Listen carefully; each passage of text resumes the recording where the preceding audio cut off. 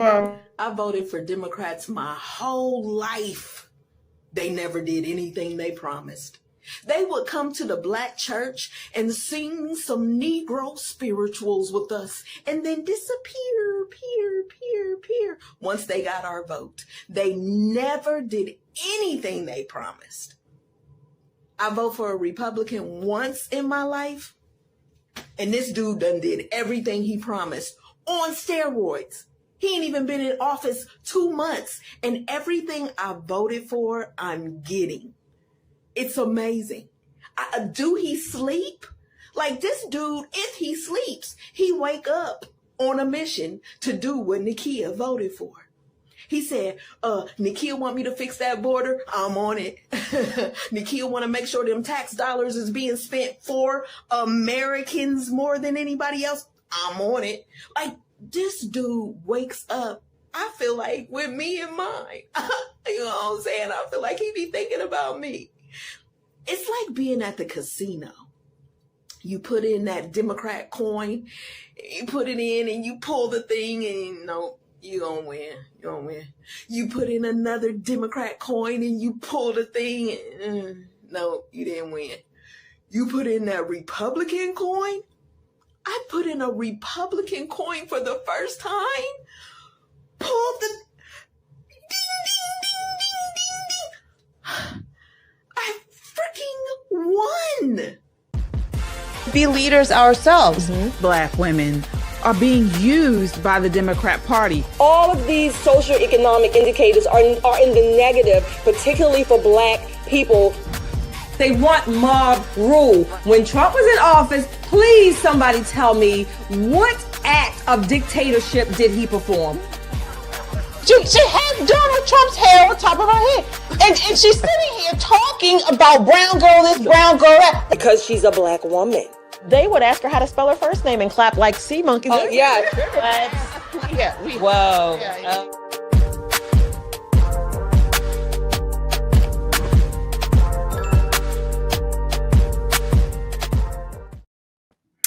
What's up, everybody? That was a lady that we found here on the internet, and she is really just saying everything most of us are feeling with President Trump. Promises made, promises kept. It is Wednesday, and it's time for Pop and Politics.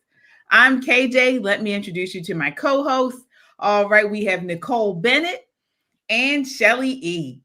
All right, before we dive in, please hit that like button, folks. We need the likes up. Hit the like button and subscribe. If you haven't done so already, subscribe. We are, of course, here on YouTube, and we are also on Rumble. You can listen to us on Apple Podcast or Spotify under Pop and Politics. We love our chat. We shout out all of our super chats, so it's the best way to get your voice heard in the conversation and to show your love for conservative content.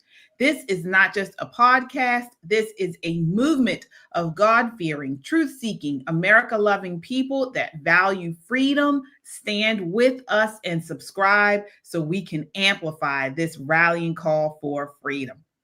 All right, ladies, let's set it off. All right, folks, as you can see, we are remote tonight. We didn't make it to the studio. It's a really rainy, stormy day. It's been raining and storming all day here in Maryland. So we didn't make it to the studio tonight, but we had to come on again and just go through the fallout, the reaction, the response to last night's address, President Trump's address. So we were on here live streaming. I want to get your first response on this, just what you saw, Shelly, from last night. Okay, I want to just be a little more transparent to our audience about why we're not in the studio. Translation, somebody on here is afraid of the rain, and it ain't Shelly E. So I'm just going to leave it out there like that. That's what the truth is. So like in Fantasia's voice, truth is. So Nicole, before she goes on, do you want to respond to that? Well, wait a minute. Why is it me? No, it was raining so hard, and I live so very far away from the studio.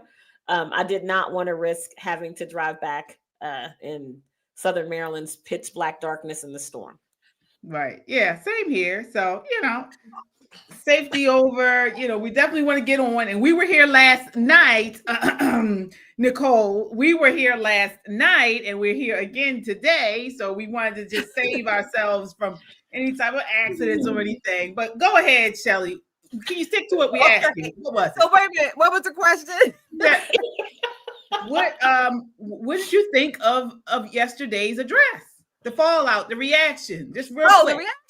The reaction was expected, but guess what? The left, the Democratic Party in particular, which is pretty much symbolic of the whole left, they are on a downfall spiral, whatever you want to call it. They are just this much from going over the cliff. Just this much, but these people are incorrigible. I am even more convinced, if I ever was, I'm even more so, that they are so this is like this. They are the perfect example of what ideologues look like.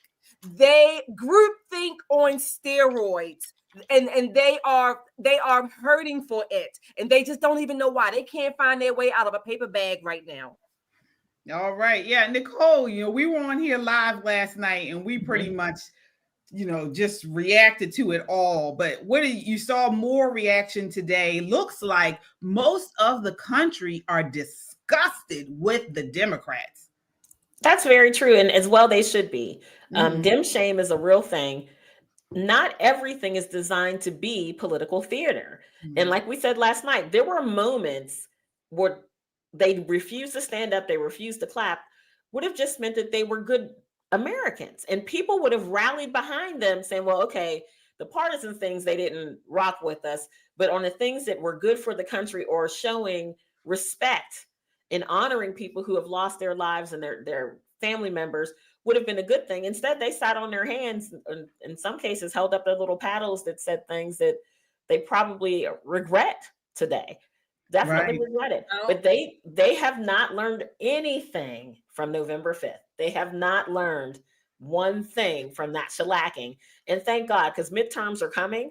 And last night gave us enough fodder to have all of the ammunition we need to smack them back down in the House of Representatives and get a bigger majority. Yeah, absolutely. Absolutely. I totally agree there. And the nights, most people today are talking about DJ. So his actual name is Devarjaye DJ Daniel. He is the young 13-year-old boy who President Trump honored. He's fighting cancer. I believe he's in remission right now, but he has, I think, 13 surgeries, was it? Something like that. Brain cancer, right. And President Trump honored him last night. And it was just, so many people that I spoke to today said they were in tears over the honoring of him. Before I show this clip, what did you think of that, Nicolle? It was hard when we were watching it. It was just so emotional, that moment. My favorite moment is when he leaned over and gave Director Kern that hug.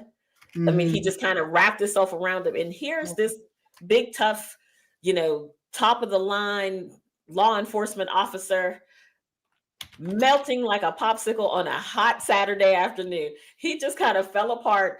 And then in the corner, you see Kash Patel falling apart, and he's not even in on the hug. It was a beautiful American moment that Democrats missed.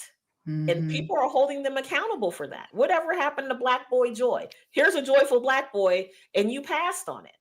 But it was a moment that I think all of America rallied around, regardless of party, race, or all those other things we like to break ourselves into little pieces about.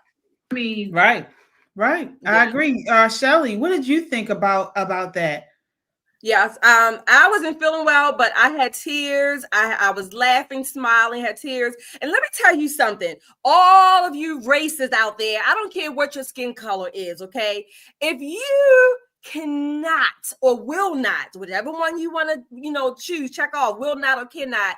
If you cannot be happy or moved, sincerely moved by a child, again, regardless of skin color, a child having childhood cancer, all of these surgeries, and just being honored with being a Secret Service agent or whatever he was, CIA agent.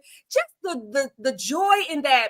Every parent in his or her right mind, every parent has this natural instinct of love, protection. It just goes to children in general, right?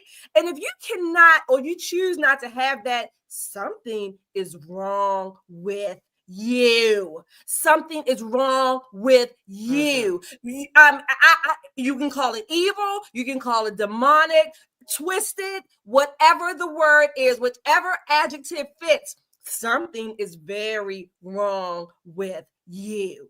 Yeah, I want to play the snippet of how President Trump honored him, because we have more information today. So I want to just play the snippet. We have it here. Producer, can you put this up? Just a snippet here. Take a look. This is when President Trump honored him last night, DJ.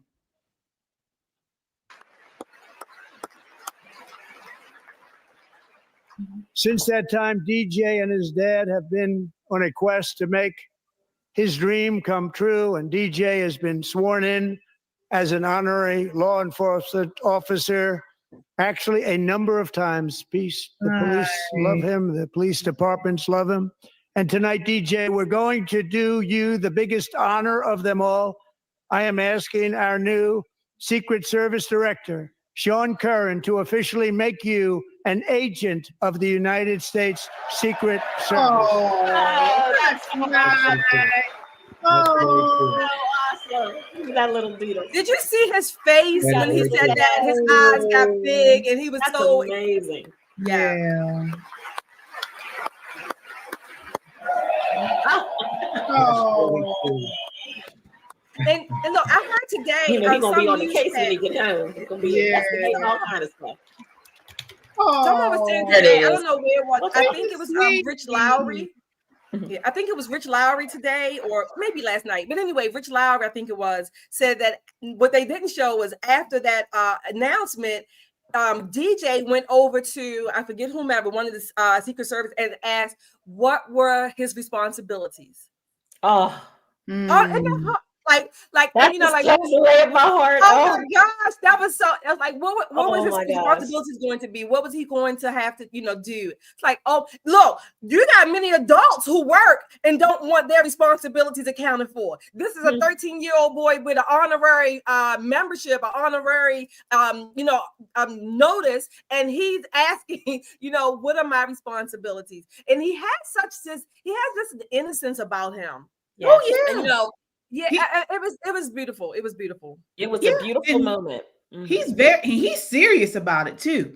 And he's serious. President Trump became aware of Devarjaye DJ Daniel through the young boy's inspiring journey of being sworn into numerous law enforcement agencies across the country. So according to the New York Post, DJ's story gained significant national attention, particularly after a video of him being bullied at a gas station went viral in June 2024. So recognizing, again, this is according to the Houston Chronicle, recognizing DJ's resilience and dedication, the White House then extended an invitation to him and his family, leading to DJ's recognition during the last night's address. And of course, his subsequent honorary induction into the U.S. Secret Service. So we're talking about President Trump became aware of him because he was being bullied. And then last night, you had the Democrats sit there scowling, refusing to stand, refusing to clap, just nasty. So it's almost sort of like, they're kind of doing the same thing that people did to him before, sort of. But this is the video that President Trump saw of him being bullied. This is clip 6. What's up, guys? This is Giovanni, co-founder of Metro Conservative Media. We are the definitive home for the urban conservative. You think you got what it takes? Go to metroconservativemedia.com and click join the movement now. Oh, baby, you can't arrest me. You too cocky. What? Yeah. Bitch ass back for real. Sir.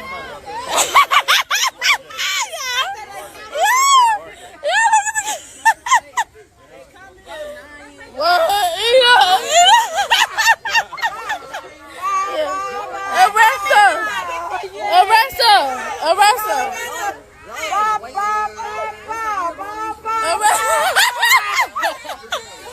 What's she supposed to be doing? A wiggy game? Arrest her. Well, oh, baby, you can't arrest me. You too cocky. And tonight, DJ, we're going to do you the biggest honor of them all.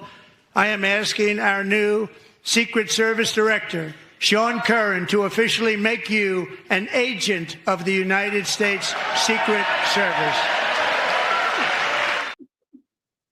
That just kills me every time I see it. It just blows me away every single time I see the look on his face. Me too. But I want to get back to that video. Shelly, what did you think when you saw that video there? Because I instantly thought of Jasmine Crockett. That's what I thought about. Well, I thought of crabs in the Crockett. Let me say it that way. Crabs in the crotch, literally. I mean, this reminds me of a visual display of when people say, or when Black people, let me be specific, when Black people charge other Black people with being white because they speak well or they want to accomplish something. Maybe they are, driven about their education. So this is what you have. You have this, I don't even know if you call it a ghetto mentality or just plain ignorance. And you have these adults out there mocking and bullying this young boy, and he's standing there like, it's just supposed to be whatever he said. This is the degrading, low level part of this is the Black community, no less. I'm sure there are same things in other communities, but we seem to get a kick out of it in our community. Other communities, they don't parade it, they don't applaud it and give it the attention that elevates it to the public eye, and then expect people to clap about it. Yeah, you hip, you on whatever. Other communities don't do that. We seem to be the only ones that do. Grown people, particularly grown women that I saw out there, putting those little girls up there like that, it's beyond explainable. It's a travesty. Those little girls and those women, they probably have D's in school if they go to school. They don't know how to present themselves well. They probably don't know how to speak English or put a sentence together with the syntax. But they are out there mocking this boy.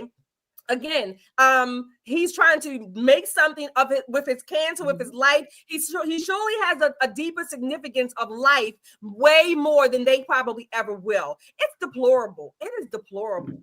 Yeah. Nicolle, what did you think of that scene? It shows the immaturity that still exists in our culture. I say this all the time. We have to grow up. We have to grow up. This is what I mean. This is a picture of exactly what I mean when I say we have to grow up.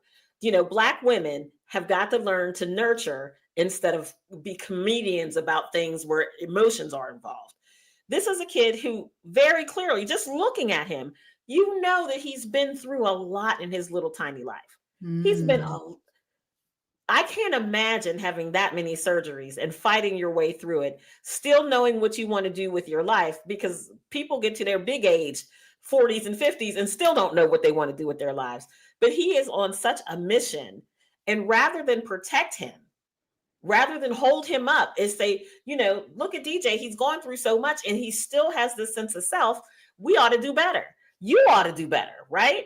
No, what they do is, okay, of course you're going to record it for content. Somebody's going to slap it on TikTok, try to make a few bucks on it. And before you know it, it's a whole thing. This is the lack of maturity with the adults in that situation. Children are going to act like children, but the adults are the ones who need to step up and save what really is Black culture, because that's not who we are. We are much more than rump shaking and throwing our butts in a circle. We are so much more than that. And I'll be glad when we start acting like it. Absolutely.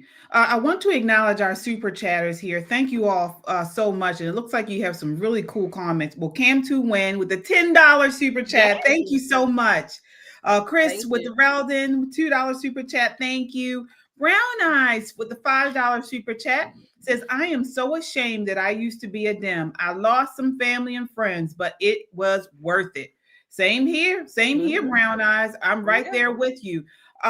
So when we look at many of the blogs today, because you know I love the blogs, I still watch all of the Shade Room and all of these urban blogs.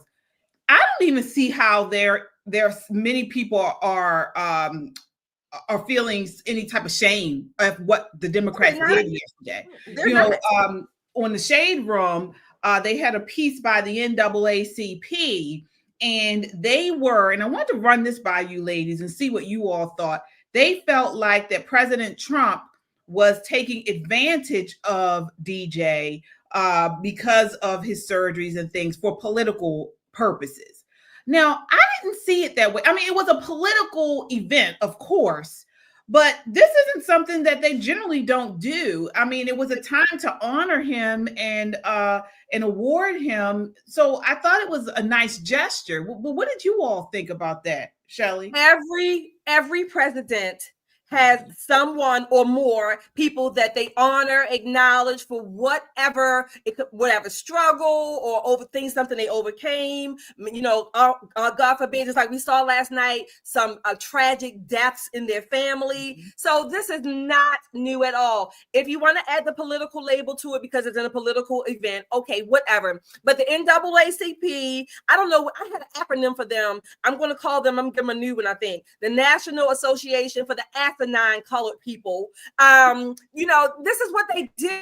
They are only saying this because Trump is in office and President Trump is the one who honored DJ. They didn't latch onto him, if you will. They were not able to parade him and honor him. In fact, he probably wasn't even on their radar. Nevertheless, they are upset because President Trump did it. Again, this is groupthink at its highest display. This, if you want to know what groupthink looks like and what it is, look at last night, the Democratic Party. That's what groupthink is. Yeah, Nicolle, I want to get you in on this, but I want to show you all this one here. And I want you to get your response, Nicolle, first. This Nicole Wallace on MSNBC faced backlash after she called for, and people have called for her firing and an apology for a take she delivered on air after President Trump made DJ, honored him last night. This is clip 1. Take a look. But I think this was a lesson in finding one thing that you let yourself feel. And I let myself feel joy about DJ, and I hope he's alive for another, 95 years, right? And I hope he lives and the life he wants to live. He wants to be a cop. He knows what he wants to do. And maybe when you have childhood cancer, that crystallizes for you. And I hope he has a long life as a law enforcement officer. But I hope he never has to defend the United States Capitol against Donald Trump's supporters. And if he does, I hope he isn't one of the 6 who loses his life to suicide. And I hope he isn't one who has to testify against the people who carried out acts of seditious conspiracy and then live to see Donald Trump pardon those people. I hope he doesn't commit suicide. She's connecting what happened last night to suicide of this 13-year-old boy. Is she sick or what? Yes, she's absolutely sick. She is the poster girl for what is absolutely wrong with these incredibly liberals, not your blue dog Democrats. They're just as guilty as saying, well, I clap a little bit, but I'm not going to allow myself to feel. They have a little bit of Trump derangement syndrome. But this bitch, excuse my language, this wench, she's on a whole nother level. There are people in this life who say some things, off the cuff, off the top, and sometimes you put both of your feet in your mouth and wiggle your toes around. This wasn't that moment. That's a rehearsed line. So she was going about to make that connection of somebody that Trump honored last night to J6. They're still trying to hang on to J6. They're doing everything they can. The look on Jen Psaki's face, the look on Michael Steele's face when she's talking says everything you need to know. And if they keep her on, the American people should definitely turn them off. She needs to be fired. She needs to issue an apology. This is a child, a Black child. Why wasn't that on the Shade Room? Where's the NAACP now? When's the march? Where's Reverend Al? Where's Aunt Max? Where's she at? Come on, Maxie. Get that wig on straight, sis, and let's go do it. You don't see any of that. It's political theater as far as they're concerned. And for them, DJ was just collateral damage in a Trump speech. Exactly. It's a shame. They should be ashamed of themselves. Yeah. Shelley, I mean, am I the only one that's shocked by this? That's just repulsed? No, I'm repulsed. I'm not shocked at all. And I disagree. I think they should stay on the air, because the more they say these things and don't do what they and do how they did last night, the more the American people are waking up. I believe they are. Maybe slow, but slow and steady wins the race. These people are, again, I'm just going to keep saying it tonight. They are ideologues. They are full of groupthink. They like the Borg on Star Trek. That's what they are. They are part of this hive. They cannot independently think. Last night, there were so many moments. They didn't stand for the man with his wife when I think he and his wife adopted or had fostered like 40-something kids. They didn't stand for the mothers who had murdered children by the hands of illegals. I'm crying, I'm boo-hooing. They didn't stand for that. They didn't stand for Peyton, I think her name is McNabb, the one who was basically had her face bashed in from the sports. They didn't stand for any of those things. These people are ideologues. All they see is President Trump. He is their one focus. They are honed in on President Trump, and they don't really hear anything. All they see is him, and they want in their mind, white man bad or orange man bad. They are ideologues. They might as well be on a string. This groupthink is dangerous, and these people are.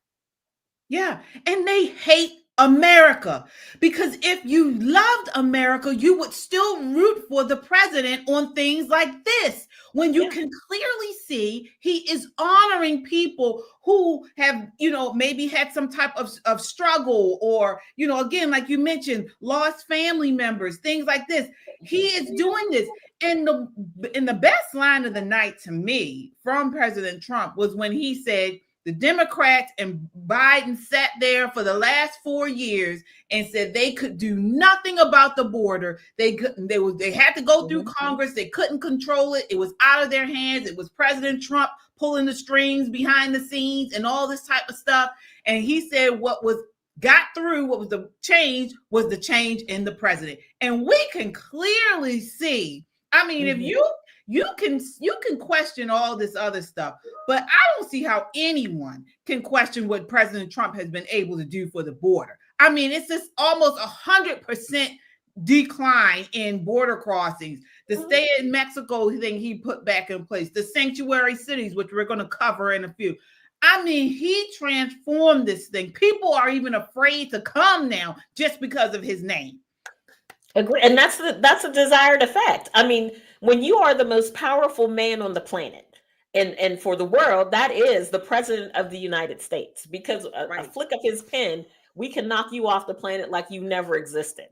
When you wield that much power, it is up to you to be judicious in how you use it. And he's chosen to build our nation greater. And that's what was so bad about what the Democrats did last night. It wasn't so much the partisan moments, thinking back to some of the things that Bill Clinton said, that Joe Biden said, that he didn't say much, but there were small moments where it wasn't Democrat and Republican. It was just America. And there was so much of Trump's speech that was just America. Sitting there clapping your hands quietly, scared to death if one of your colleagues would see you clapping your hands. Nothing of the American spirit. I was so embarrassed for them when they had Nangari's mom and Laken Riley's mom These are two mothers who had to bury their daughters, who never really had a chance at life. As they dressed in pink, as the Democrats wore pink for women. Yes. And then the only thing that they clapped robustly for was to continue to fund this damn war in the Ukraine. That is anti-American. And it's not that everybody in the United States has to agree. We don't. But there are certain things that unite us. And last night, the Democrats showed us that they don't share that sentiment. No, folks, I don't care what you have to do. Talk to your neighbors, your family members. We must get them out. We must take more control of the Congress, of the Senate in 2026. Mm-hmm. Yep. We have to show them that they are disgusting. The party is, we're embarrassed, and they need to do better. And the only way you do that is, as President Trump got in with the mandate. We need to get more of them out of office. Right. I want to acknowledge our super chatters here, folks. Thank you all so much. We certainly appreciate you. And folks, please hit the like button. It certainly helps to amplify our voices here on YouTube. We want to get people like Dawn Lemon and Joy Reid and all these leftists off here and get our voices amplified. So please hit that like button. We have Jay Hunter Lee with the $5 super chat, says Dems behaving like this to entertain Black victim Olympians. Yeah. And Nicole, you brought up a good point. Where is the NAACP? Where is Jamal Bryant? You had here Nicole Wallace on MSNBC really sort of try to put suicide on this boy. And then the way she connected it, the suicide didn't have anything to do with President Trump. Anything. She was talking about January 6th, trying to make and it didn't. But again, to your point, this is groupthink. They have a hierarchy. It does color. People think, racism, they harp on racism and skin color. But don't get me wrong, but racism is right below the hierarchy, the ideology and the groupthink. If the racism, or if anything, if you're going to trump with the groupthink, with skin color, that's not going to be the issue. Their mindset, we're going to stick to the group, the ideology, whatever the group says, and that's what we're going to do and be and say, regardless. Jamal Bryant's and the Al Sharptons and NAACP, they're all there with them. Why? Because President Trump is their foil, if you will, and they can't do anything about it. They are evil, sick, again, demonic, whatever adjective you want to use, but these people are ultimately for the downfall of our country. Yeah, Laura with the $5 super chat says, my older brother is slow like a Forrest Gump, and he got bullied all of his life. Sad to say, I got into a ton of fights trying to protect him. Good for you. I know that's right. Forrest Gump wasn't that slow, Laura, so he's probably a good guy. Yes, he is. Sure. Yes, he is. For Chadwick with the $10 super chat, thank you so much. Says, mind-boggling to me, the Democrat Party is the party of men being women, open borders, not supporting a child with cancer that wants to be a police officer, and killing babies. Absolutely. What the WTF moment. Yeah. You're right. Virginia with the $10 super chat. Thank you so much. Says, I'm with all three of you. How could Dems sit on their hands and not applaud those suffering young people? Thanks for bringing this to our attention. Absolutely. Thank you, Virginia, for watching in your super chat. Tracy Merriweather, thank you so much. $10 super chat. K-Town with the $4 super chat. Thank you so much. Brown Eyes with the $5 super chat says, these are the people who represent us. I am so scared and disappointed. I have children and a grandchild. We just have to continue. We're forming communities like this. We have almost over like 1,000 people on here right now tonight. We have to stick together and continue to support one another. Jay Storms with the $5 super chat says, Democrats lead on empathy, but won't support paraplegic children nor support the deceased children being remembered, all because Trump supports them. Absolutely. Absolutely. And just to go back to what Brown Eyes said, I've said this on here before. Community is no longer based on your surroundings, location. Community now in this day and age is people who have the same values, like minds. We value the same things. And, it doesn't have to be people right here in Baltimore. Community is right here on this broadcast. We are a community, and we need to continue to lift one another up, no matter where we are. And that's one thing about online that I do like. We can always connect online here with people of shared values. So that's a good thing there. So let me see here. So we're talking about, the pushback against DJ, and I want to bring this to you. I mean, I hate to say this, and you guys correct me, but I'm about sick of Black people. I'm about sick of them.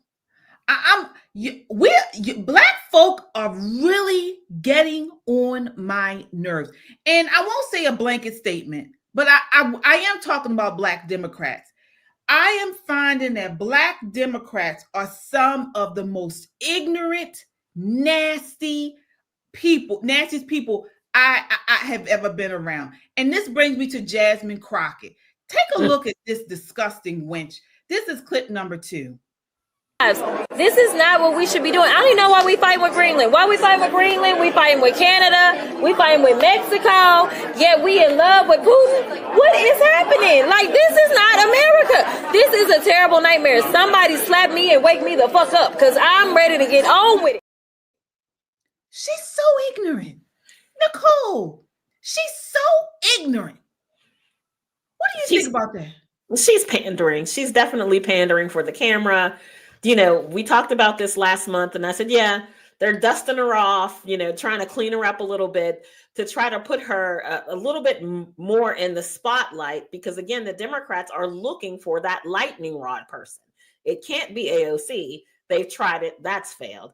It won't be Jasmine Crockett, because if it had been her, she would have given the response last night, right? But she's got a penchant for the F-bombs, and she's still a little too much with this when she's speaking. She's got a bit to go.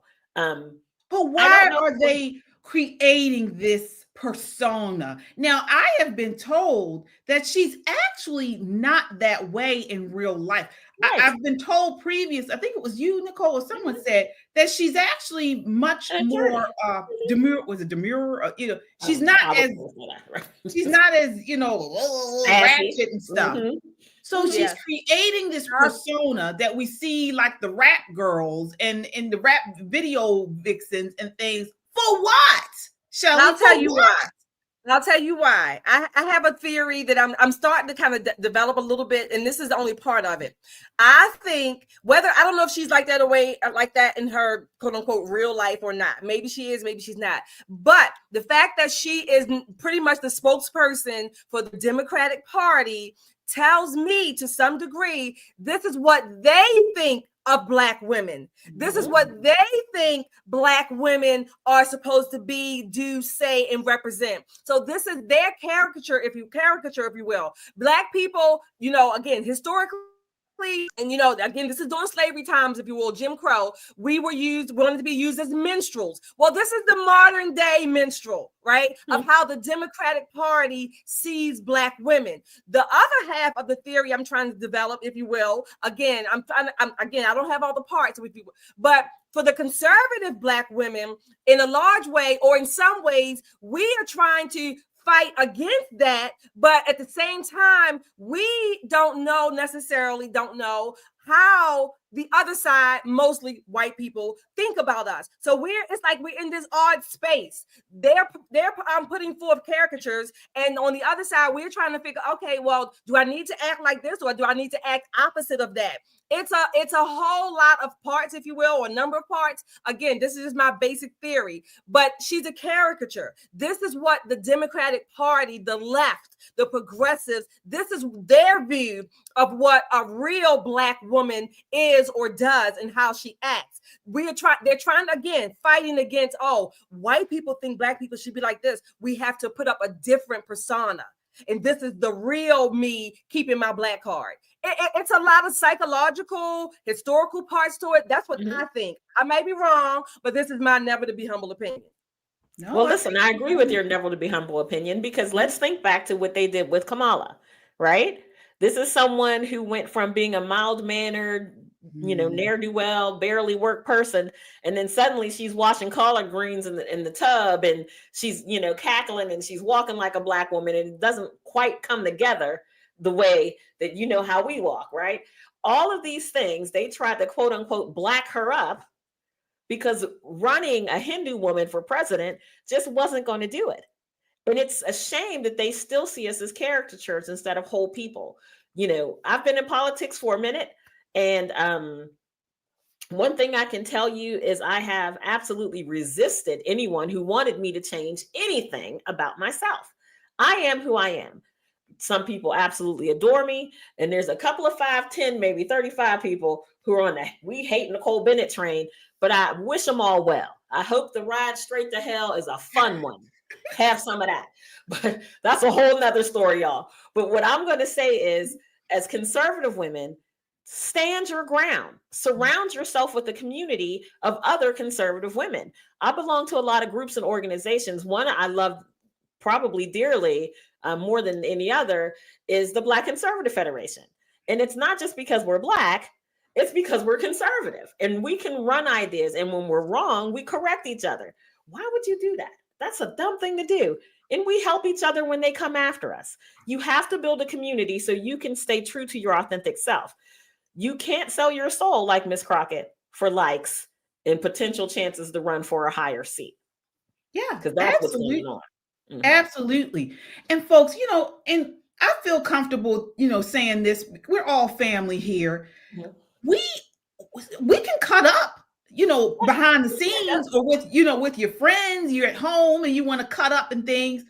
But when you are a congresswoman or a congressman representing, your district, and in professional settings, all this and all this stuff, it's too much.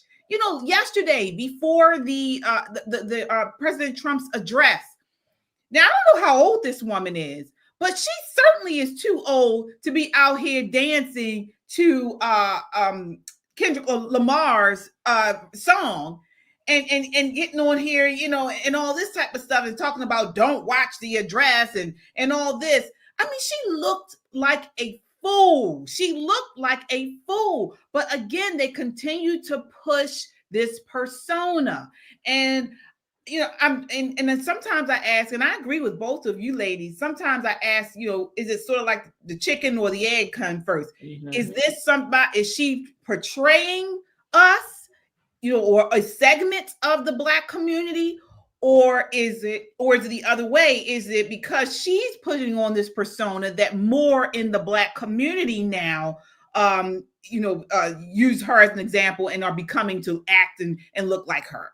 Which one is I think it's the first thing you said, more so than the latter. Mm-hmm. However, the latter is a consequence. There's going to be this reciprocal effect of a segment, if you will, in the Black community that are going to say, "Oh, Jasmine Crockett does it, so I'm going to do it." Just like those young girls you saw messing with DJ, bullying DJ. Mm-hmm. So those are the people who are by and large going to maybe gravitate towards her. But by and large, I believe that people like Jasmine Crockett, they are portraying what they think or what the party tells them to portray for Black women. This is what I think they're doing. And they don't realize that if across my social media today, the things that I saw many Black people, male, female, younger, older, saying that they really are sick of the Democratic Party. It's not the party that it once was. This is something totally different. And they are so thrilled that President Trump is in office. So the people that they think that they are gaining or trying to keep, it's not working. It's not working. Absolutely. I want to acknowledge our super chatters. Folks, thank you all so much. We have a lot to get to tonight. So we're speaking of some of the breakout people in the Republican Party. We got to get to Byron Donalds destroying these mayors. Let's go, Chief. Let's go, Chief. So let me just see here. So Jay Storms with the $5 super chat says Democrats lead on empathy, but won't support. Oh, we read this one. Won't support paraplegic children. All right. Lavelle says seeing Black women speak this way gives me hope. Oh, thank you. Thank you so much. Brown Eyes says Papa Politics and the chat are my new family now. This is a loving, God-filled community. Thank you, Brown Eyes, for the $5 super chat. Rico says Crockett is playing her role as the attack dog. Good point. Good point. Deborah with a $2 super chat. Thank you. Rico says, KJ, I'm getting sick of them ignorant folks too. right on, Rico. Laura with the $5 super chat says, you ladies in Poppin' Politics are loved and beautiful. Thank you. Thank Laura. you. Deborah with the $5 super chat says, I'm personally grateful the Dems don't know how to act. If they rolled over and played possum, we might not be able to keep them out of office. This is what you said, Nicole. Strategy. Yes, indeed. Yes, indeed. All right. So let me see here. All right. So before we move on from DJ, I want to show you guys this clip of him today. He went to visit President Trump in the White House. And so I wanted you guys to take a look. This is clip 7. We should note, again, you and I have said this in the air many times, there is no evidence that Joe Biden was, involved in any wrongdoing. Of course, I want to note that there is no evidence that Joe Biden or Hunter Biden has done anything wrong. I just want to reiterate. And let's be clear for the viewers. There is no evidence Biden did anything wrong. Governor, you got a second? Literally talking to the president right now to specifically answer the question of what we can do for you and your daughter. Can I hear it? Can I hear your call? Because I don't believe it. This is why independent media is so important. Thanks to people like you, patriots who love America and stand for truth, we're making a difference. Together, we've turned them off, called them out for their lies and propaganda, and held them accountable for their disdain for God-fearing, freedom-loving Americans like us. But we can't stop here. It's time to take action with our dollars. Let's make 2025 the year we double down on our commitment to values-driven choices. Vote with your dollars. Support Made in America. Back companies that honor our families, faith, and country. We found an exciting way to make this switch, and we want you to join us. Check out www.popandswitch.com and click Yes, I Want to Make the Switch. It's that easy. It's time to walk away from corporations like BlackRock and Vanguard that undermine our principles. Let's invest in America. Let's support businesses that share our love for this country. You don't have to take on everything at once, but you can start here. Join us in making this one small yet powerful step. Visit www.popandswitch.com. Click the link and schedule a call with our team to learn how you can make the switch. Together, we can create real change. What a good-looking family, huh? There's one more thing I got for you, a big hug. Okay, good. That's very nice. Look at that family you got, huh? Very nice. How are you? Nice to see you, man. Nice to see you. That was a big evening last night, right? Yes, it was. That was a big evening. Oh, that was That's nice. cute. That is so awesome. That is so awesome. I don't care what people say. I mean, I know people have different opinions about as far as politics and ideology with President Trump, but he's a nice guy. He's like it's an everyday guy to me. You know, a man who has seen money come and go and has been around all types of celebrities, international people, you know, all over the world. And he's still just a regular guy. He's real. You know, right. He's incredibly charming too. And he has grandkids, so he's kid friendly. Mm-hmm. But you have to understand, being invited to the White House is an honor, because there are many Americans who, they see it on TV, they may come and visit, the public side, but being on the west side, the west wing of the White House is a big thing. It's a big thing. And in the Oval Office, it's just tremendous. For this kid, this is going to be a lifetime memory, and it couldn't have happened to a nicer kid. It could not have happened to a nicer kid or family. Right. Yeah, I certainly agree. And so Speaking of that, I want to change gears a little bit, and I want to go back to this address and talk about the Democrats. The one time they did clap, and this is a clip here of Elizabeth Warren clapping about continuing to fund Ukraine for 5 years or more. This is clip 3. Take a look. With no end in sight, the United States has sent hundreds of billions of dollars to support Ukraine's defense, with no security, with no anything.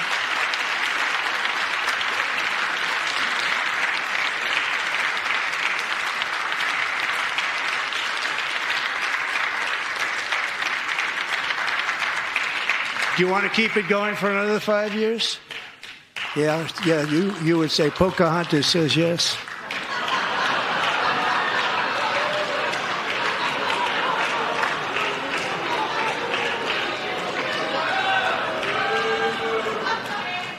$2,000 people are being killed every single week. More than that. What? So, folks, let's just make sure we understand what's going on here. They didn't clap for DJ, a cancer, a child who had cancer is in remission. They didn't clap for President Trump honoring the ladies the moms or the parents who lost their children to illegals. They didn't clap for the lady who was there who had been brain damage due to a trans girl playing in volleyball. But they clapped for giving away our money, our hard-earned tax-paying money to Ukraine. Shelley, what is going on? No, they are twisted. You got it. Again, and part of it is that they clap for that because they knew he was against it, right? So again, just because it's Trump saying it and he's saying facts, they're going to clap against it. The Pocahontas thing, I think Elizabeth Warren, she was a little, I think, embarrassed, taken aback. And of course, we know President Trump.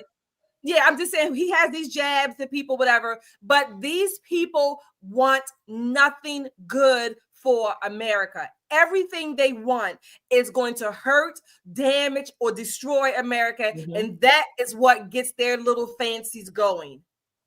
Yeah. Do you know what's interesting? Just last weekend, remember we talked about this on another show earlier in the week. Just last weekend, the so-called moderate Democrats, we call them blue dogs, had a big retreat. Rahm Emanuel was there. Mark Bennett was there. Like all of the big wigs were there. And what was born out of that meeting was that they have to stop doing this foolishness like they pulled last night. They were supposed to embrace patriotism, right? Go out and buy some flags, put a flag pin on your lapel. No more mention of men in ladies' sports, men in the bathroom with ladies. No mention of that. They were supposed to turn their back on elitism and actually act like, quote unquote, regular people. Well, on behalf of the regular people, y'all failed miserably last night. Elizabeth Warren, I know she had to be embarrassed. I could not imagine what that felt like to be called out by the President of the United States in front of the entire world, but she deserved it. Yeah, she absolutely deserved it. You know, and I don't think, as you have said many times, I don't think they are capable of toning down this rhetoric. I don't think they're capable because this is who they are. Mm-hmm. They believe the Democrat Party, and it's time for us all to understand this. They believe that they have a right to our money. They believe they have a right to our children. And they believe that with this, saying all this, they believe they should be able to do what they want to do with our money to push their twisted agenda here in the United States and abroad. This is what they want to do. Yeah, exactly. Put it simply, they believe that we don't have rights. We are subjects of the state, or to them, to their party in the country. We're subject. We don't have we're not we the people. We are only the peons by the political parties who direct us. They certainly don't believe we have God-given rights. Oh, absolutely not. They don't believe it. That is their ideology. They want America to be something other than from the United States of America and on the foundations of which we were built and that we live on. That's not what they want. So absolutely, we don't have any rights. That's period. Listen, here's a little insider information, something I got from somebody who was there last night. One of my dearest friends, Bill, was there last night. He was a guest of the Speaker of the House, Mr. Johnson, who I'm starting to gradually warm up to. Gradually. Oh, right. Yeah, you didn't like it. A little bit, just like about that much, right? Warming up to him. So Bill, unfortunately, was seated, I think, in front of Shelley's favorite, Clergy. Oh, her favorite. What's her name, Shelley? Shelley Bishop. Yes. Yeah. So we have the shirt, folks. We have the shirt. You can get this shirt. And I told Bill he should have had this shirt on last night underneath his sleeve, because she kept telling him that he was standing on the foundation of lies, because he kept popping up, clapping his hands, when everybody else was standing up, clapping for the president and his ideas and policies and that kind of thing. And I thought to myself, I'm going to have to buy Bill Dotson that shirt. I'm going to have to invest in that shirt for him. I think he would appreciate it. And let me tell you, family, I can't go on enough about the classic white pop t-shirt. If you don't own any other pop and politics merchandise, you have got to get this t-shirt. It goes good with jeans. You can pair it with a sweater. Fellas, we thought about you. There's hoodies. There's cups and mugs where you can catch all your liberal tears and heat them up and put a tea bag in it and have an enjoyable snack. Get in that store, www.popandpoliticslive.com, where you can get this merch. Get this Bishop. Yeah. Did you guys remember when we talked about this and Shelley coined the phrase of the bishop that tried to lecture President Trump and J.D. Vance at the National Cathedral. The Butch. The inauguration. Exactly. The Butch Bishop. Oh wow! So she said something to your friend. Yeah, she said she was like mouthing off the bill because he kept popping up in front of her, right? Mm-hmm. And so he was like, "Well, what kind of clergy person?" And I told him, I was like, "Oh, we got a shirt that explains her. It's got her image on it and everything." So I'm definitely going to pick up that shirt for Bill. He'll get a kick out of it. He will definitely get a kick out of it. And my thing is, what did you expect people to do? People were there to hear the president of the United States, and so I gather she didn't want him applauding President Trump when he agreed with things that he said. These people hate America. They really do. I just want to know who invited her, right? Because everybody in Congress gets to invite someone, right? Mm-hmm. And the speaker, of course, gets to invite a lot of someone's. But I want to know who it was who invited her. Because I think they did that purposely, understanding that, she took her moment instead of building her church to call out, the newly sworn president. That's probably why they invited her, to try to rattle him a little bit. It didn't work. Looks like Klobuchar. It was epic. A producer is saying they think Klobuchar, Congresswoman Klobuchar, invited the Butch Bishop. The Butch Bishop. The Butch Bishop. Yeah. I want to acknowledge our super chatters here, folks. Thank you all so much. And please don't forget to like, share, and subscribe. If you haven't done so already, folks, we are here to educate, and we're also here to coin phrases like this. The Butch Bishop. Shelley coined this phrase, this woman who tried to scold President Trump about the illegals, talking about illegals and trans kids. He needs to be more empathetic to. So yeah. But Fed Up Patriot says, I saw someone in chat said that they love all people. I do too. It's the demons that I have a serious problem with. I know that's right, Patriot. I know that's right. Exactly. Right on Patriot. Rico says she sold her soul to the devil so she can get money. Yep, she did. Yeah. SL with the $10 super chat says, thanks for spreading the truth, ladies. Thank you, SL. Thank you.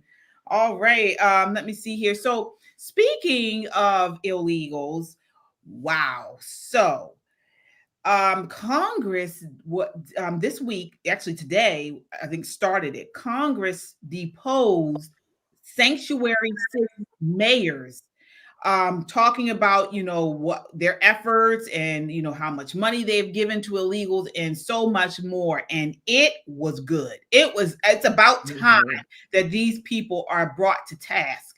Take a look at this here. This is clip 4 of them talking to, I think this was the Maine mayor, clip 4. Mayor Johnson, under Chicago law, would you turn this criminal over to ICE on a detainer? Our local law enforcement works hard every day to get criminals off the streets of Chicago. Would you turn that criminal over to ICE? That's the problem. That's one of the topics of this conversation. That's one of the problems we've heard from Tom Hammond and from the Homeland Security, is that in your cities, when someone's apprehended for a crime, and ICE is now, with this new federal policy, wanting to come in and deport the criminal alien, that you will not cooperate with ICE. Will you turn that criminal over to ICE? And we do not harbor criminals. Our local police department works hard every single day to ensure that the city of Chicago is yes safe. Or no? Will you turn the criminal over to ICE? With a criminal warrant from the federal government, our local law enforcement Yes! Why won't you just say yes? Because he won't do it. Because they won't do it. They won't do it. Wow. These people people are so anti-American. So folks, for you who don't know, this was the House Committee on Oversight and Government Reform today. And they were putting an investigation into the policies of sanctuary jurisdictions and their impact on public safety. They were getting to the bottom of this stuff, folks. So as President Trump honored the parents, the mothers that lost their daughters to these evil illegals that did these, horrific things, these mayors are harboring these people. Nicole, what did you think of this? I thought it was really interesting that, one, he looked incredibly nervous, right? And two, he doesn't quite understand how to work talking points. The goal is not to say it over and over again, but to use it, if you get jammed up, it's kind of like a pivot point. But when they ask you a direct question, you should give a direct answer, whether or not you agree or disagree. Stand on principle, whole mayor of whatever town. You are the leader of that town. And if your town voted you in knowing doggone well that you supported criminals over law-abiding citizens, then stand up and say that. And you know why he couldn't? Because they didn't. That is exactly why they did not elect him. They're tired of crime. When you go to Chicago, let me tell you, that whole flip Chicago red, that's a situation. People are fed up. Those town halls are spicy. They are spicy. It's about time that someone called them in, and they shouldn't have let him off the hook. They should not have squeeze him until his head pops off and he says something true, because he was sitting there lying, trying to stick to that talking point. It was horrible for him. Horrible. Yeah. Shelley, these mayors are violating federal law, and they're putting the lives of citizens, residents of their cities, in danger. He just won't even answer the question. Yeah. I'm going to do my alliteration. Progressive policies pulverize the people they purport to protect. Every time, I'll say 99.9% of the time, but every time, wherever you look, this is what we get. Number one. Number two, back to what we talked about earlier, they don't give a damn about the USA or the Constitution.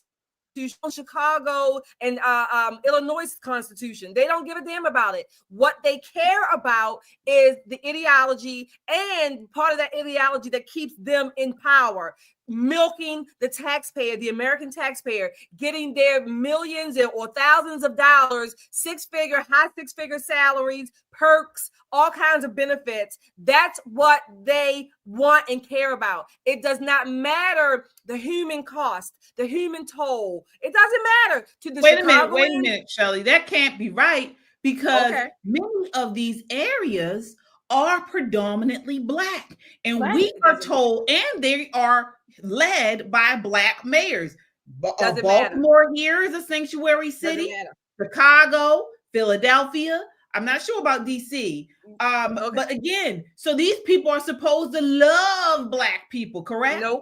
Nope, they supposed to. Only it depends on the hierarchy again. Remember, you can have the same color skin, but if you are trying to go above the ideology in the party, then that hierarchy you down lower. Race or skin color becomes second or tertiary, if you will. That doesn't matter. The skin color, the racial aspect is a close second, if you will. I don't know what level, but it's not really the most important. That's the facade. That's the perception that the skin color is the most important. But if your skin color is going to trump their power, then damn your skin color. You can be any color in the rainbow, in the crayon box. That's not keeping the power and keeping me, and if you will, or whomever, in the place where we can have our power, have our prestige, have our perks, have our position. That's what matters. That is what matters. The money. Have control of the money, because that's what it all comes down to. You know, Democrats were a little salty with Trump, just a smidge, but when he started coming after USAID, that's when their heads started popping. I mean, they were going ballistic. They were rolling out all kind of old Negro spirituals and union songs and singing and carrying on. The truth of the matter is they have been grifting the American people for a very long time, for a very, very long time. So when you see these videos of them being so angry and so incensed on behalf of their constituency, they mean the constituency of the dollars that they didn't put in their bank on our dime, right? This has always been about money, power, and money. And when I think about it, you know, I think we do a really good job on our show covering it, but I can't wait to hear just the guys talk about it. I really can't wait to hear the guys who are on that show, the men who are on that show, talk about this very topic, because I know they're going to be tearing people a new one. Saturday is going to be lit. Yeah, folks. This is Metro Conservative Media's network here. We are on the Metro Conservative Media Network, and we have other shows that we have on this network. So it's us here, Poppin' Politics. What's today? Thank you. We also have my show, Christian Conservative, on Thursday night. So tomorrow night, you guys got to subscribe. It's Christian KJCJ Christian Conservative. Then Saturday we have Just the Guys podcast. So they'll be here. You got to subscribe to their YouTube. It's at Just the Guys podcast. We also have the All American Talk Show. They're also on YouTube on Tuesdays. So that's at All American Talk. So again, it's Tuesday at All American Talk. Wednesday, us here, Poppin' Politics. Thursday at KJCJ Christian Conservative, and Saturday at Just the Guys podcast. You can get all of your conservative-minded shows from different perspectives right here on the Metro Conservative Media Network. And we will link all of those YouTube channels in the chat for you guys to check out and subscribe. That's right. All right. Wait a minute, KJ, I want to say one thing. I'm sorry. Okay. We've talking about examples all week. I mean, all day, all night for the show. I mean, like I said, the Democratic Party, particularly last night, is the example of groupthink. Well, just now on this topic, with this hierarchy, we talked about it before on here. There's a book, Maynard Johnson, I think it is, Color, Communism, and Common Sense. Talks about classic. This is nothing new. This is nothing new. People think it's new, but this has been going on for decades at least. The Democratic Party in particular, this is the face of this color communism, and I'm going to say not common sense, but it's common sense in the sense of the political facade that it portrays. Get that book. It's a very small book, easy read, Color, Communism, and Common Sense. Absolutely. I want to acknowledge our super chatters here. Thank you all so much.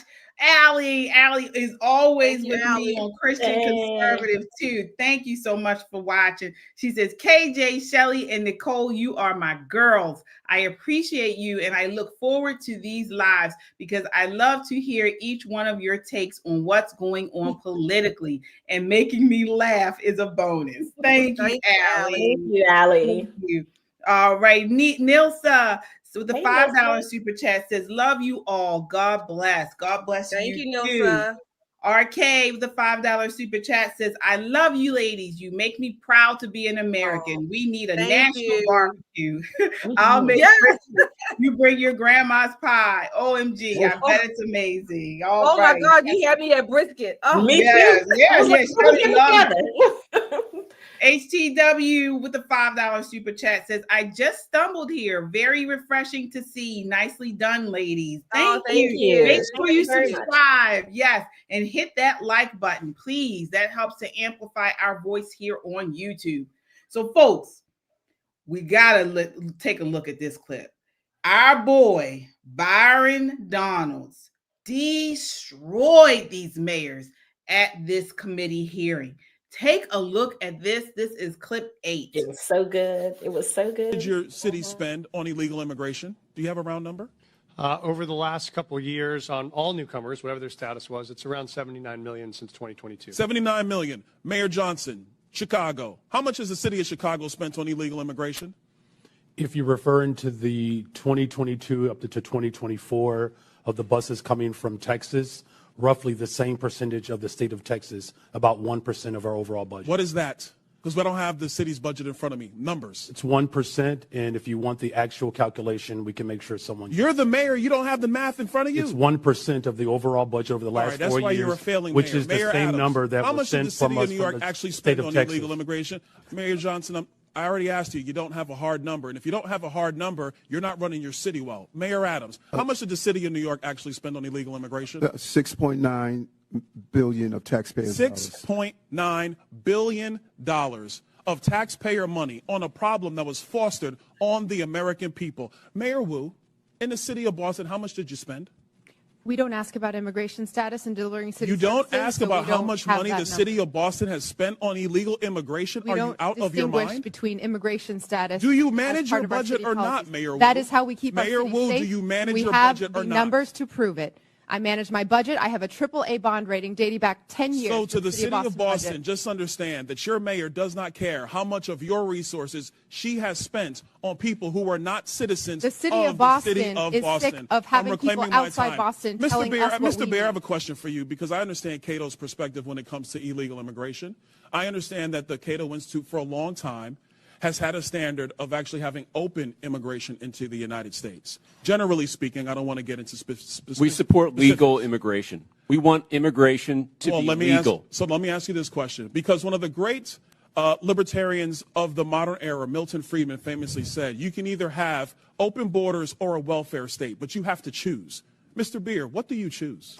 Milton Friedman said he wanted to allow illegal immigration to continue. I disagree with Milton Friedman's position on that. We should have legal immigration and build a wall around the welfare state, not around the country. That's in the best interest of taxpayers. And I would argue that under the current system where you have sanctuary cities popping up, it is not possible to build that wall. So America has to choose. Mr. Beer, you're done. America has to choose between securing our nation or protecting the taxpayer. I choose secure the nation. I yield back. Gentleman yields back. Chair recognizes Mr. Bell. Let's go, Byron. Let's go. Let's go. Oh, my God. Let's go. The next, hopefully, prayerfully, governor of Florida, he lit them up. Did he not, Nicole? Oh, my gosh. First of all, you know, Byron is just crazy. I mean, like, he's crazy smart, but he's a regular person. So he doesn't see sometimes putting a political face on things. This was Byron being Byron. You know, I'm fortunate enough to sit on a board of directors with him, and this is how he runs meetings. He's on that. He's like, and you did what? And this is how he acts, asking them point blank questions and not letting them wiggle out of it. Mm-hmm. When you have Mr. Beer from the Cato Institute having to defend this open immigration idea that they've had for decades, that's not new. That's not new. For decades. And he's like, you know, trying to talk his gibberish. He's like, you're done, Mr. Beer. Snatching wigs. Love every minute of it. Let's go, Byron. Let's go. Yeah. Shelley, that was amazing. Yeah. Let me tell you the part I loved. When he asked Mayor Adams was like, oh, I got mine right here. he couldn't read it fast enough. He's like, "Oh, I'm right here. I'm okay. I He know had my his finger numbers." on it. Yeah, he's like, "I know my numbers." But again, these people, and then the Boston mayor, Wu, I think her name is Wu. Yeah. Oh my God, the arrogance, the smugness. But let me help you all out at least a little bit, Mayor Johnson. This is according to Fox 32 Chicago. As of March the 3rd, their report was that Chicago has spent, as of since August 2022, Chicago has spent, just the city of Chicago, almost $640 million, and it's probably more than that, on illegal immigrants, illegal aliens. So I don't know why these numbers were not so readily available to Mayor Johnson. Probably because he didn't want to say it on public TV, because when he goes back home to those people who have been on his ass, those Chicago citizens who have been meeting him almost at every meeting or board meeting that there is, he doesn't want to have to face them. I think Mayor Johnson is on his way out. If Mayor Johnson is not or is reelected, something's wrong with Chicagoans. So, yeah. I mean, really. I mean, these people are incorrigible. Wu, Johnson, even our own Brandon Scott, another Brandon, who are hell-bent on protecting illegals and any other kind of illegal activity for the most part. They don't need to be here. Our cities are in ruin, and most of them are by Black people that look like us, like you said, KJ, but it's not the race or the skin color that matters. It's the hierarchy. And I want to put one more book on our audience's lap. Jason Riley wrote a book, and it's been maybe about 5 years or more, called False Black Power, that speaks to this idea of Black people in political power. It has not paid off for those Black people. It's only paid off for those in powerful positions in political office, because by and large, they are getting money, grifting, whatever we call it, and it's not benefiting the people that they claim that they're in office to help. Absolutely. I folks, the part that really had me going was this Mayor Wu. They're telling us, she literally said they don't distinguish between illegals and residents, legal citizens. So what does that tell you? That tells you that they don't want they don't want any distinguishing factors. They want everybody to blend together. They want to use all the social services going for illegals. They want them filling the seats in these cities and schools.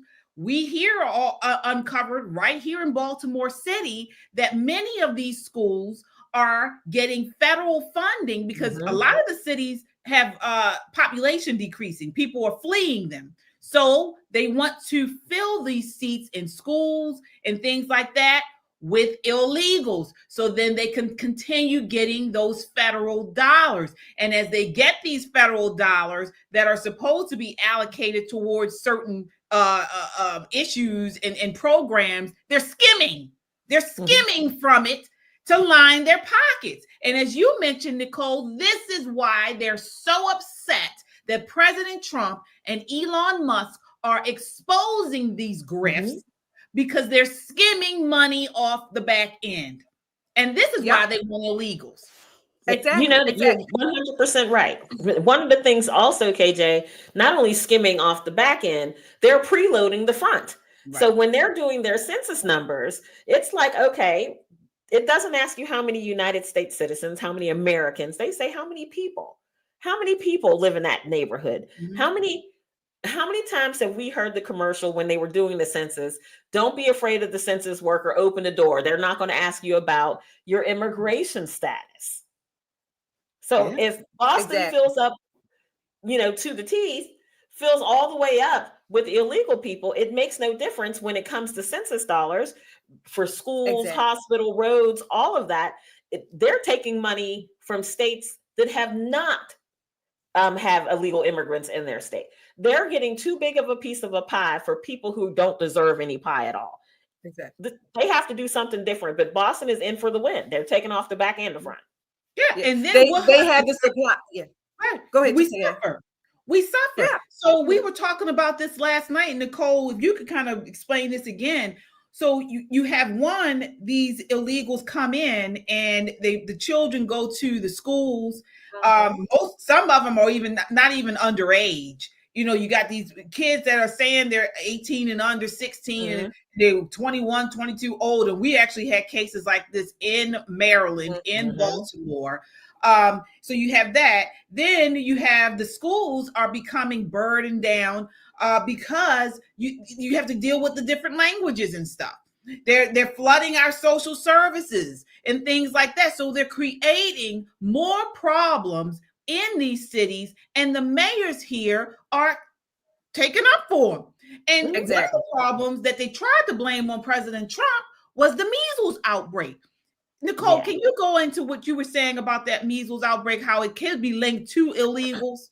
Well, it could be linked to people who are just not vaccinated. So when you think of unvaccinated larger populations, you think Amish, Mennonite, you do have some parents who don't believe in vaccine, but it's a small minority group that generally homeschools their kids, or their kids are in a co-op, right? That they play with other unvaccinated children.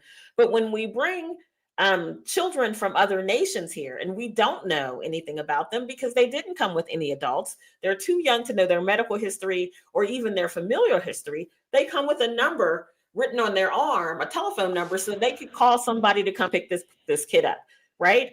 We don't know if they've had any childhood vaccinations. We don't know what their health status is. You ask a 7-year-old, have you ever had a shot? Maybe, sure. Yeah, what was it? I don't know. Head and shoulders. So we run a titer, but sometimes before the titer comes back, the child has been picked up. And this is how disease migrates. We've had polio, we're doing polio shots now for immigration physicals, something that we've never had to do prior to this, except for very small children.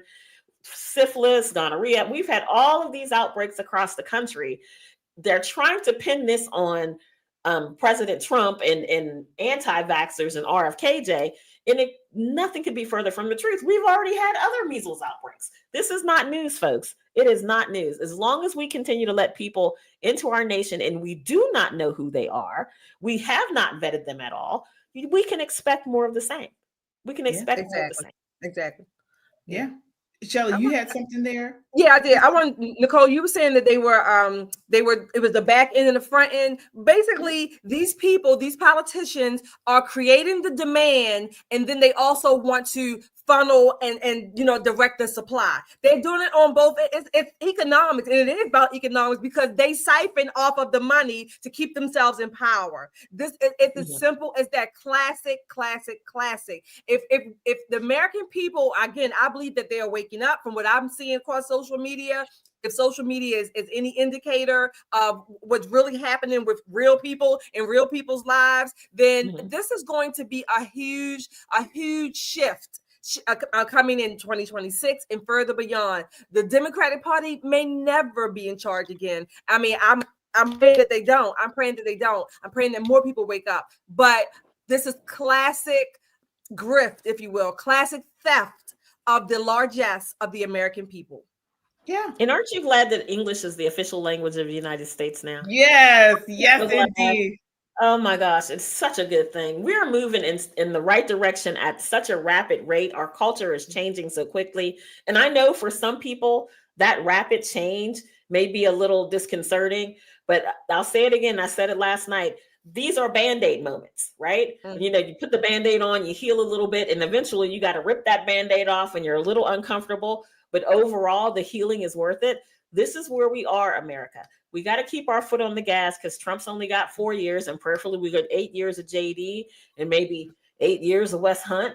I could line them up. I could line them up down the street. If we can get enough of the culture understanding that this is not necessarily a partisan thing, but about rebuilding American culture so that we can all enjoy the bounty of our nation. Yeah. Right. And America is back. America is back. Yeah. I don't know how many people I talked to over the last couple of weeks who their kids have joined the military again. Military numbers are up. People are excited again. I know the media has tried to play this thing with Zelensky and the presser that went on last weekend as, Trump handled it poorly, but I loved it. He was strong. He checked him when he tried to threaten the United States I sleep well at night. I sleep well. And folks, if you are new here to Pop and Politics, this is where you are. Pop and Politics. We are smart, edgy, and conservative. This is a MAGA crowd over here, America First. You have Shelly, who's your 2A girl. And you have Nicolle, who is she's on it with all of the politics and your politico. And me, I don't know, what am I? I guess I'm conservative. I'm the real conservative. Somebody's got to keep it together. Somebody's got to keep us together. Yeah. Me and Shelly would sit here and laugh all night. Yes. So if you're new, please hit that like button and subscribe, because that does help to amplify our voice here on YouTube. So thank you all so much for the super chats. I see some more here. I want to acknowledge you all. Thank you so much. Let's see here. All right. We have Munster with the $2 super chat. Thank you. Kung Fu CJ.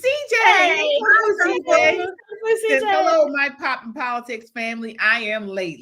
But you're here. You're here. Thank you. Right. Absolutely. Yeah. Brown Eyes with the $5 super chat says, I hope the people from Texas vote Jasmine out and vote Sheldon Daniels in. We were just talking about him, right? Yeah. Rico says, Byron's feet stink because he kicks so much tail. How's it going? Thank you, Rico. Yvette with the $5 super chat says, hey, best friends, keep up the great work. I love y'all. We love you all. Thank you. Savannah Doll with the $5 super chat. I love that. Alex Jones posted a video on Twitter of State Farm reps saying he has to have Hispanic over anyone else. He said, I'm discriminating against his own. Oh, wow. Yeah. Wow. Was he saying? I love that name, Savannah Doll. He's Hispanic. She was saying somebody Hispanic and is discriminating against. I think I understood that. I just love her name, Savannah Doll. Yeah. Rico says everyone waking up except the American black, 87%, 97%. I know, man. That's why I'm not even about skin color. I'm about America first, and we got to come together as people with shared values, America loving people, God, as I say in the beginning, every show, God-fearing, truth-seeking, America-loving people need to come together and take our country back. Take it back. All right. So I want to also share with you guys what's going on in Maryland. So you guys know the Democrats have really been pushing, amplifying our governor here from Maryland, Wes Moore, as this sort of like Obama-esque person, but he's a raging liberal, raging leftist. They're trying to paint him as a moderate. And would you ladies say he's a moderate?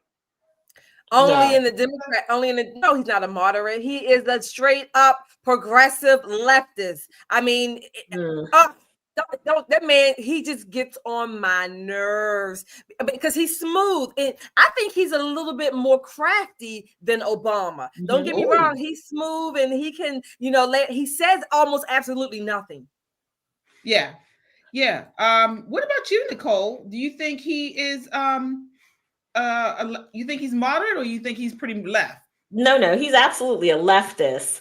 But in today's, Democrat Party, if you stood him next to Bernie Sanders would look like Newt Gingrich, right? That's how far leftist he is. The difference is that they hide it better. They're much more, as Shelly was saying, smooth. They're more charming.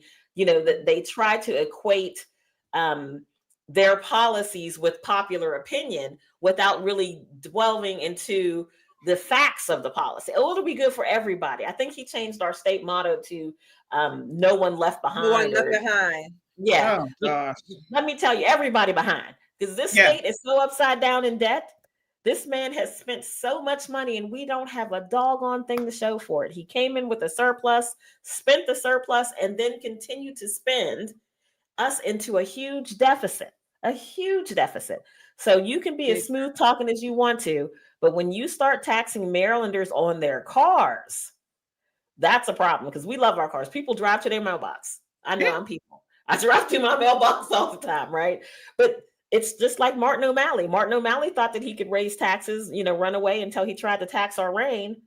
That rain tax did Martin O'Malley in, and it did Anthony Brown in, because Anthony Brown got his butt kicked by Larry Hogan based on that rain tax. Well, I'm telling you guys who may not be aware of him, you heard it here first, folks. The Democrat Party is trying to push our mayor here, our governor, Wes Moore, as the next Obama. He's tall, he's black, he's eloquent, he's a nice looking guy, and he like a bitch. Oh, well, yeah, we know you said that, Shelley, but I mean, he is the one they are trying to push forward. And he looks like he's gonna raise I think he would be worse than Obama.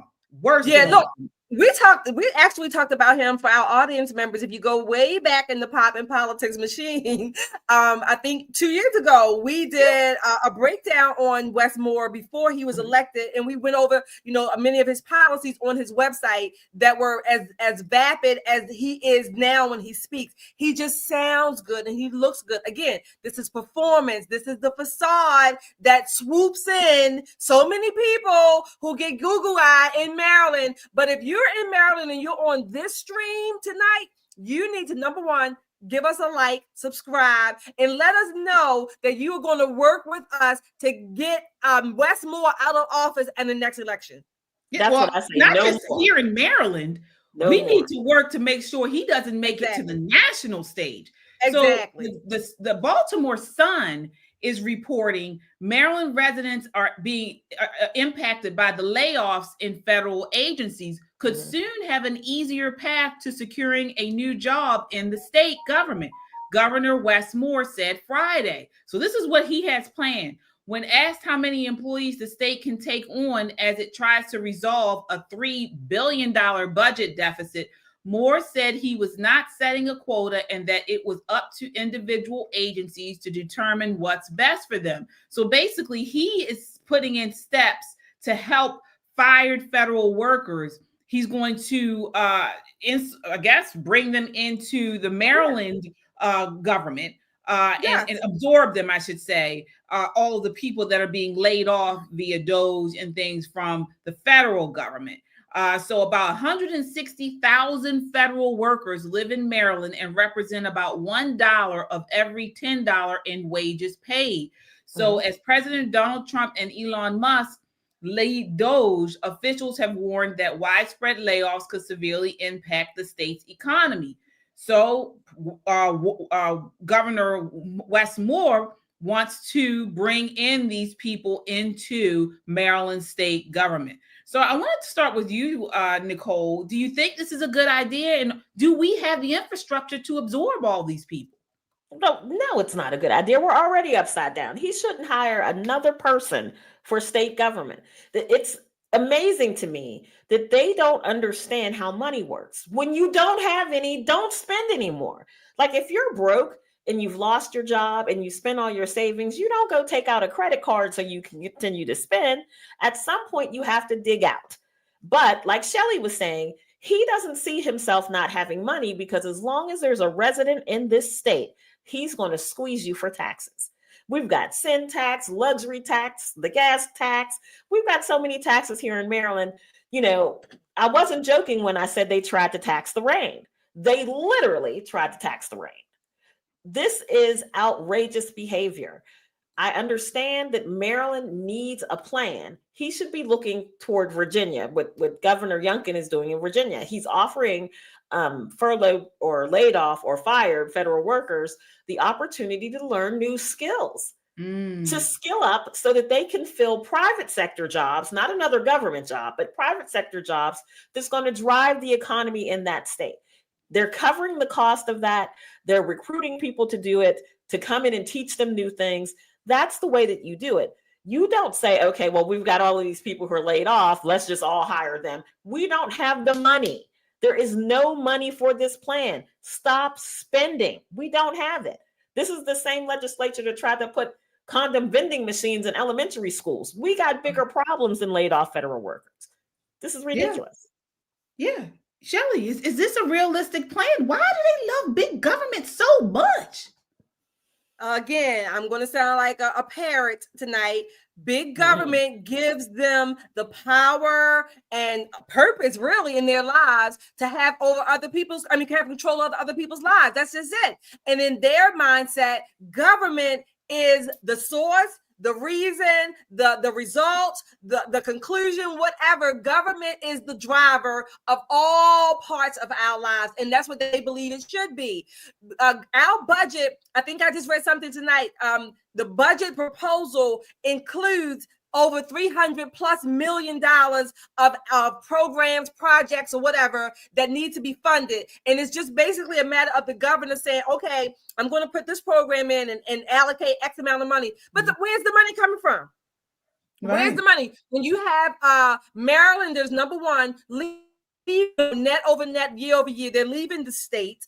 Our surrounding states, Pennsylvania, Virginia, have lower taxes in particularly real estate, and even some of their sales taxes or income taxes are lower. Corporate taxes are lower. The businesses are not coming here.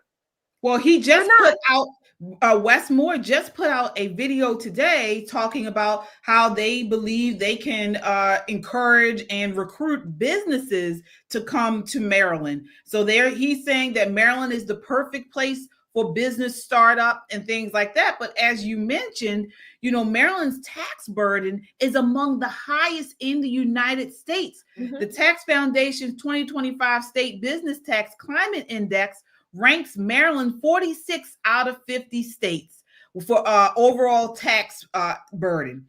The list goes on. And then like you mentioned, for surrounding areas, we're the highest out of the neighboring states. Yeah. For example, Virginia's rate is 6% for the corporate income tax. Pennsylvania plans to reduce its rate to 4.9% by 2031. So we're the highest. Why would someone choose to start a business here when they can drive right over the county line like an hour or so and get a better tax rate? Listen, not only the tax, you cannot reason with them. You cannot reason with them economically, logically, or not. Their agenda, their ideology compels them to act, if you will, and believe and think this way. You said they believe it. They do believe it. Their ideology is damn near a religion. I've said it before. That's what there is. And just like you really cannot convince people of faith, to leave their faith, it takes a lot to do that. You cannot convince these people to change their ideology with just facts or information that says, no, your numbers are not going to really work. You can't do it. This is their religion.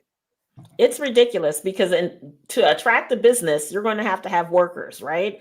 It's so expensive to live in Maryland. It is absolutely expensive to live here. And those people are probably going to have children. The schools are struggling. We don't know where we're going to get the money to fund the blueprint.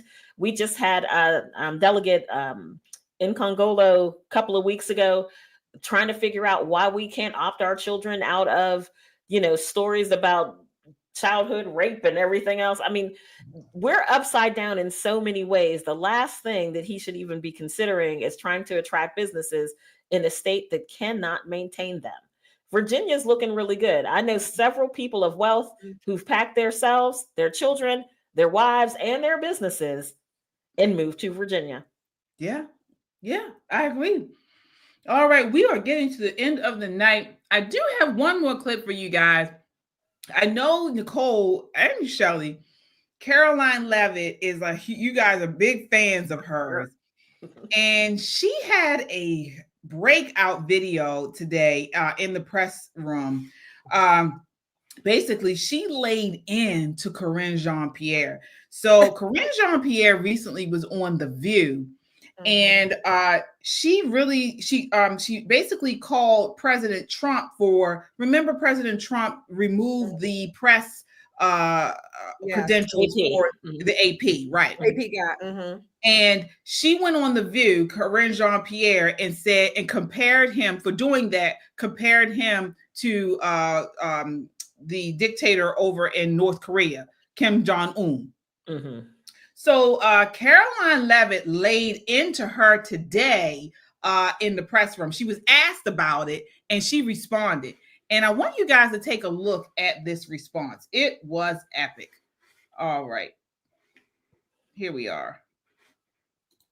Introducing the Ungun, sorry, a what's non-lethal self-defense platform, lightweight and simple to use. Okay. It uses an easy-to-load.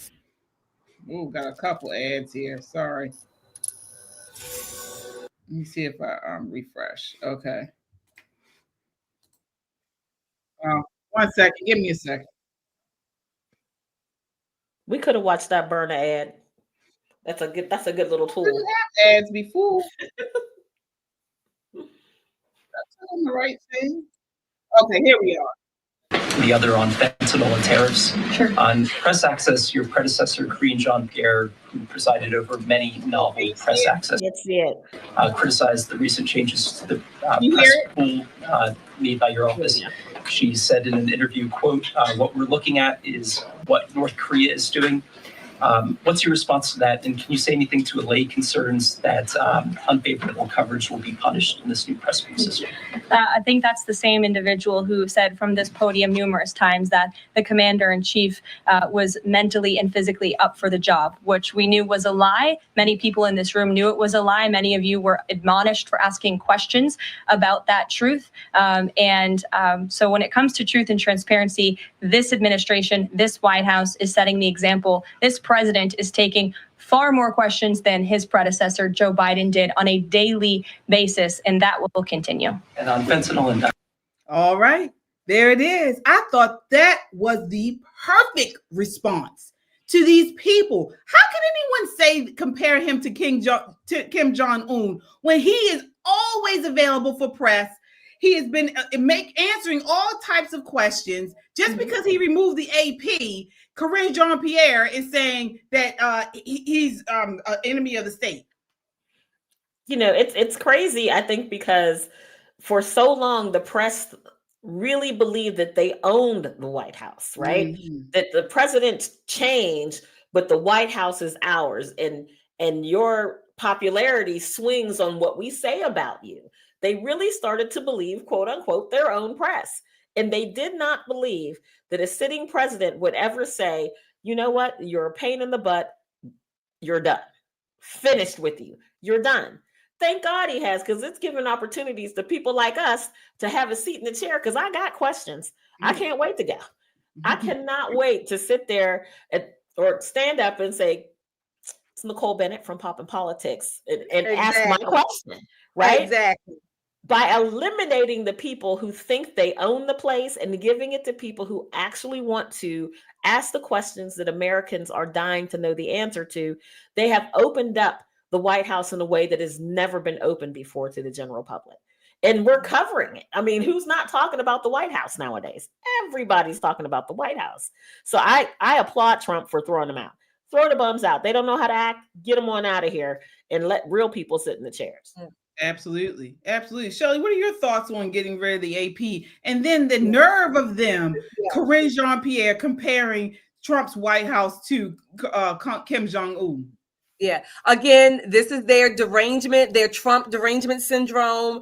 President Trump has not, like Kim Jong-un, had people murdered and killed and tortured. Quite the opposite. This man had an assassination attempt at least twice, okay, and he was shot. So they forget all of these details or these, these little incidental facts that they don't want to mention. That's number one. Number two, just like much or many in America, particularly on the left, the press, by and large, maybe the legacy media to a larger degree, they have this entitlement syndrome. Mm-hmm. They think that they are entitled to have whatever position or seat in the press room, in the we call it the press pool. They think that they are entitled to those spaces and that only they know what and how to say or whatever they think the American people thinks. The problem is they never state their bias. They want people to believe that they don't have one, which everyone does, but they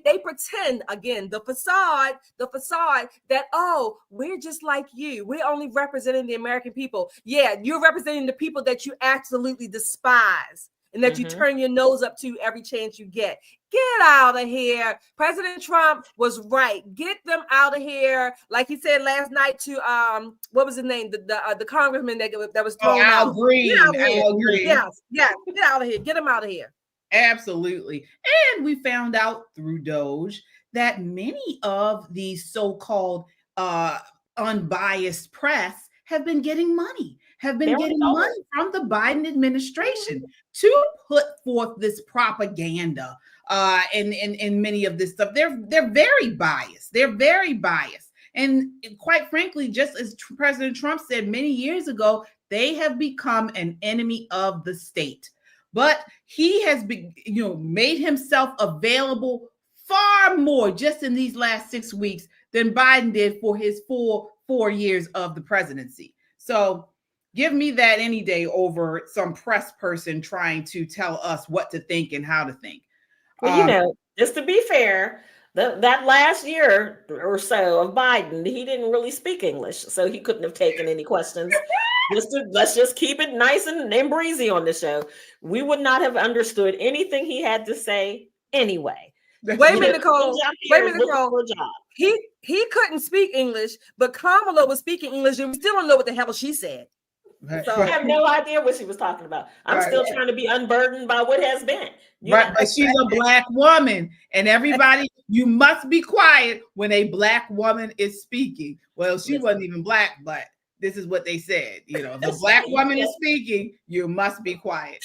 All right. All right. We have some super chats to get to, guys. Thank you all so much. Chris with the $5 super chat. Appreciate you. Linda with the $10 super chat. Thank you so much. Kung Fu CJ with the $5 super chat says she should have compared him to Lincoln. He did the same thing. Absolutely. Tars Prince with the $5 super chat says AJP needs to go back to where the hell she came from. Right. Thank you. All right. Absolutely. Well, this does it for us tonight, folks. Thank you all so much for hanging out with us. Again, if you're new to us tonight, please subscribe and hit the like button. It helps to amplify our voice here on YouTube. We will be back. Look, the rain just started here where I am. It is.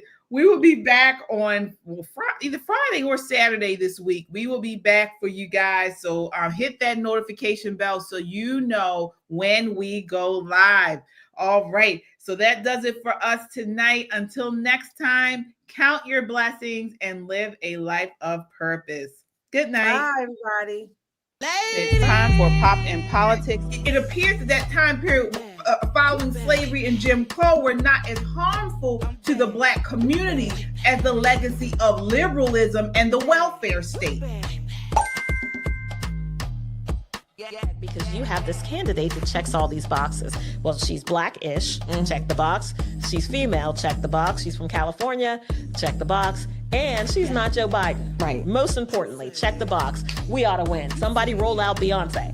You lie, you steal, you cheat, you cause fear, you cause all kinds of chaos, and now you want us to somehow take your sob stories as if you're on our side. We are seeing, how Marxism, how communism have infiltrated many of our institutions, and one of the main institutions that have been infiltrated is the church. Welcome to Christian Conservative. The Christian agenda is good for everybody. President Trump, he's embracing God's design for the identity of man that you would think Christians would be happy about and hold on to, but they're not, especially Black Christians. That's a very scary place to be. If you deny me in front of people, Jesus said, I will deny you in front of my Father. This was political. They wanted to make an example out of you.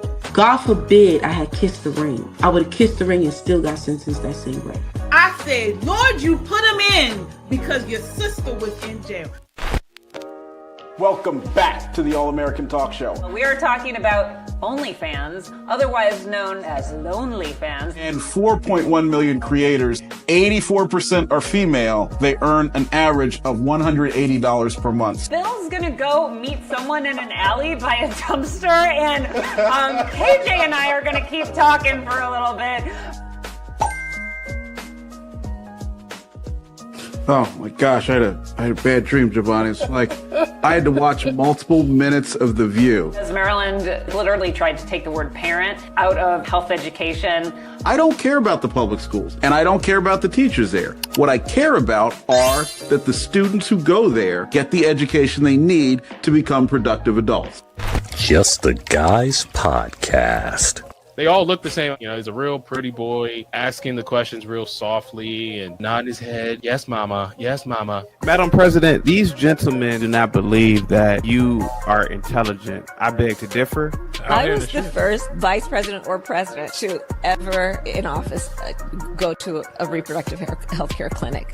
Her strategy to win black votes was putting a twerking rapper on stage, saying that she cooked collard greens in the bathtub. And you see a lot of black men typically vote in the way of the cooch. When you take government out of it, things go back to where they're supposed to go. All of these things that the guy should have done to protect himself, why don't we just say keep your legs closed? 80% of the world walking out there is hedonistic degenerates who believe freedom is defined by how hedonistic and degenerate you express yourself. You better thank a union member.